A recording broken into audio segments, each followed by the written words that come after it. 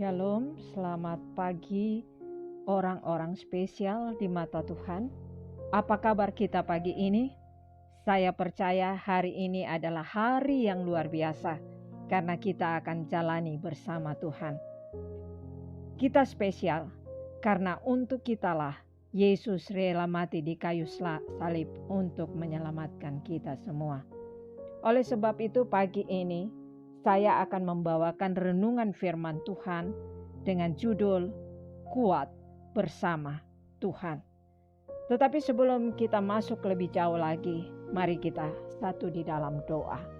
Bapa kami di dalam surga, kami mengucap syukur dan berterima kasih Tuhan, karena kami adalah orang-orang spesial di mata Tuhan. Kami begitu dikasihi, kami begitu berharga di mata Engkau, sehingga Engkau rela mati bagi kami Tuhan.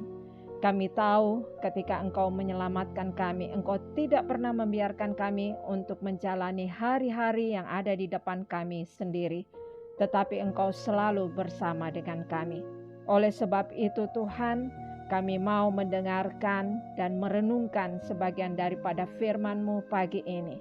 Berbicaralah bagi kami, urapi kami semua, agar kami mengerti kehendak Tuhan dan kami berjalan di atas kebenaran firman Tuhan.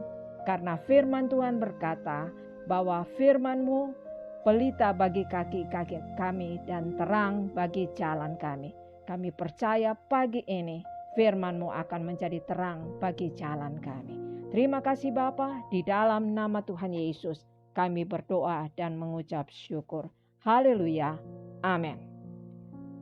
Judul firman Tuhan renungan pada pagi hari ini adalah Kuat Bersama Tuhan. Kita akan baca bersama-sama di dalam kitab 2 Timotius pasal yang keempat ayatnya yang kelima. 2 Timotius 4 ayat yang kelima, demikianlah firman Tuhan. Tetapi kuasailah dirimu dalam segala hal, sabarlah menderita, lakukanlah pekerjaan pemberita Injil, dan tunaikanlah tugas pelayananmu. Amin. Kuat bersama Tuhan. Ada 3 hal yang harus ada di dalam diri anak Tuhan, supaya dia kuat untuk menjalani hari-hari yang ada di depan dia. Yang pertama dari pembacaan ayat firman Tuhan ini, saya menarik satu pernyataan. Yang pertama adalah kuasailah dirimu. Mengapa kita harus menguasai diri, Bapak Ibu Saudara sekalian? Karena dunia tidak semakin baik. Seringkali situasi kondisi orang-orang di sekeliling kita dapat mempengaruhi kehidupan dan pengiringan kita kepada Tuhan. Banyak hal yang bisa membawa hidup kita keluar dari kehendak Tuhan. Bahkan akhirnya kita melakukan hal yang bertentangan atau dalam tanda kutip dosa. Contohnya dalam pekerjaan atau bisnis. Kita diperhadapkan untuk bersikap jujur atau tidak. Seringkali kita bisa saja menipu dalam pekerjaan kita. Kita bisa selingkuh dan mendustai pasangan kita. Dan banyak lagi hal-hal yang bisa kita lakukan sehingga kita keluar dari apa yang menjadi rencana Tuhan, keluar dari apa yang menjadi perintah Tuhan untuk kita hidup berkenan di hadapan Tuhan. Tetapi firman Tuhan berkata, kuasailah dirimu, berarti kita harus menguasai diri kita untuk tidak melakukan hal-hal yang bertentangan dengan kehendak Tuhan, atau dengan kata lain melakukan dosa. Kita harus menguasai diri kita. Kita harus berkata kepada diri kita, jangan melakukan itu karena hal itu tidak berkenan di hadapan Tuhan. Dan kita tidak akan bermain-main lagi dengan kehidupan lama kita. Ketika Tuhan sudah menyelamatkan kita, kita harus berkomitmen untuk hidup benar di hadapan Tuhan. Karena kita sudah ditebus oleh darah yang mahal. Kita harus berkata bahwa kita bukan lagi budak dosa.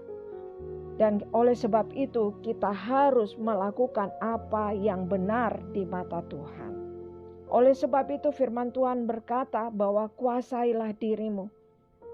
Kita harus menguasai diri kita. Kita harus membawa kehidupan kita untuk selalu fokus kepada kehidupan yang berkenan kepada Tuhan. Bagaimana supaya kita kuat bersama Tuhan di dalam menjalani hari-hari ini? Yang kedua, dalam ayat pembacaan tadi di situ saya melihat yang kedua adalah sabar dalam penderitaan. Kata sabar dalam Kamus Besar Bahasa Indonesia dikatakan di situ, dijelaskan pengertian sabar itu adalah tidak lekas marah, tahan menghadapi cobaan, dan tenang. Dari pengertian di atas saja, kita semua manusia sadar bahwa untuk menjadi sabar tidaklah mudah.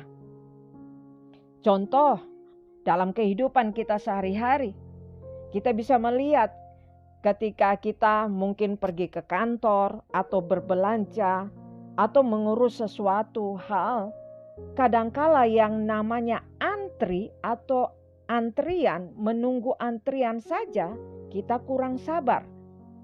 Seringkali ada orang yang menerobos dengan alasan mau cepat, ya, sehingga mereka tidak antri. Sabar untuk tunggu antrian saja kadangkala kita kurang sabar. Apalagi sabar dalam penderitaan. Ikut Tuhan kita harus sabar. Sabar dengan orang-orang yang ada di sekeliling kita. Mungkin saat ini kita diperhadapkan dengan sabar terhadap suami kita, sabar terhadap istri kita, sabar terhadap anak-anak kita, sabar terhadap orang tua kita, sabar terhadap tetangga kita, sabar ketika kita bawa kendaraan di jalan raya, ya. Memang seringkali yang saya lihat adalah kita diuji apakah kita sabar ketika kita membawa kendaraan di jalan raya. Karena banyak orang yang tidak membawa kendaraan tidak dengan aturan-aturan yang sebenarnya. Ya, seringkali itu menguji kesabaran kita. Oleh sebab itu hal-hal yang ada di sekeliling kita yang bisa membuat kita tidak sabar. Tetapi Tuhan bilang sabarlah. Karena untuk sabar itu tidak mudah.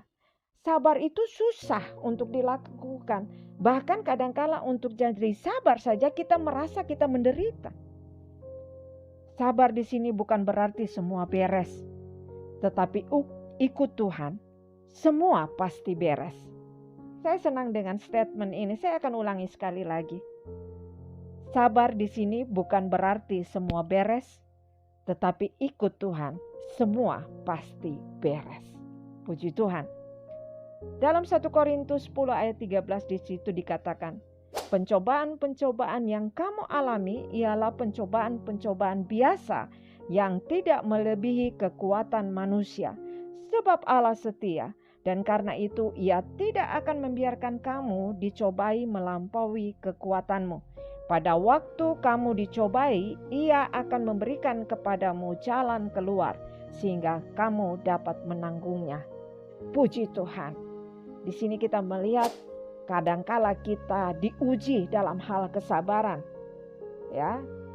Yang tadi saya sudah jelaskan di atas, tetapi firman Tuhan bilang bahwa pencobaan-pencobaan itu tidak akan melebihi kekuatanmu. Waktu engkau dicobai, engkau setia, engkau melakukan firman, maka solusi pasti Tuhan berikan. Jalan keluar pasti Tuhan berikan. Sehingga kita dapat menanggungnya dan kita menjadi orang-orang yang kuat di dalam Tuhan. Yang terakhir, yang ketiga, bagaimana kita bisa kuat bersama dengan Tuhan, firman Tuhan di dalam ayat tadi yang kita bacakan. Yang ketiga, lakukan pekabaran Injil. Ingatlah, salah satu tujuan Tuhan menyelamatkan kita adalah untuk melayani Dia. Menyampaikan kabar baik tidak hanya berkhotbah atau melakukan pelayanan, tetapi hidupmu itulah surat yang terbuka. Di dalam 2 Korintus 3 ayat 2 dikatakan, kamu adalah surat pujian kami yang tertulis dalam hati kami dan yang dikenal dan yang dapat dibaca oleh semua orang. Hidup kitalah itu Injil yang terbuka. Ketika kita hidup seturut dengan kehendak Tuhan, kita melakukan firman, kita menjadi berkat bagi banyak orang. Kita sudah melakukan pelayanan pekabaran Injil melalui kehidupan kita sehari-hari. Tuhan mau hidup kita menjadi berkat. Mari kita jadikan hidup kita menjadi contoh dan teladan bagi orang-orang di sekitar kita, bagaimana kita harus hidup benar di hadapan Tuhan. Puji Tuhan. Amin. Bapak Ibu Saudara sekalian, mari kita berdoa. Kami mengucap syukur dan berterima kasih Tuhan karena Engkau Allah yang dahsyat dan luar biasa. Engkau selalu memberikan kami firman-Mu sehingga kami dapat kuat ketika kami mengiringi Tuhan. Banyak cobaan yang bisa mempengaruhi kehidupan kami, bahkan kami bisa saja jatuh di dalam dosa. Tetapi kami mengucap syukur karena firman-Mu mengingatkan kami kembali untuk kami hidup di dalam kehidupan ini, menguasai diri kami. Kami sabar dalam penderitaan, kami melakukan pekabaran Injil dari kehidupan kami sehari-hari, dimanapun kami berada. Biarlah kehidupan kami menjadi berkat bagi banyak orang. Kami berdoa pada saat pagi hari ini Tuhan. Kami berdoa untuk keluarga besar Community of Miracle. Tuhan, Engkau memberkati baik yang ada di Indonesia, yang ada di Swedia, Belanda, Australia, yang ada di Inggris, Somalia, Singapura, Amerika. Ketua Umum KOM Tuhan, Ibu Shirley, Pak Haryadi Kumala, Lia Jeki, dan semua pengurus Community of Miracle. Kami berdoa untuk keluarga mereka, pekerjaan mereka, bisnis mereka, bahkan pendidikan mereka. Tuhan, Engkau memberkati. Jadikan mereka menjadi orang-orang yang paling diberkati Tuhan. Karena kehidupan mereka menjadi contoh dan teladan, menjadi berkat bagi banyak orang. Biarlah kami semua tetap setia, taat dalam melakukan kehendak Tuhan, dan menjadi berkat bagi banyak orang. Haleluya. Amin.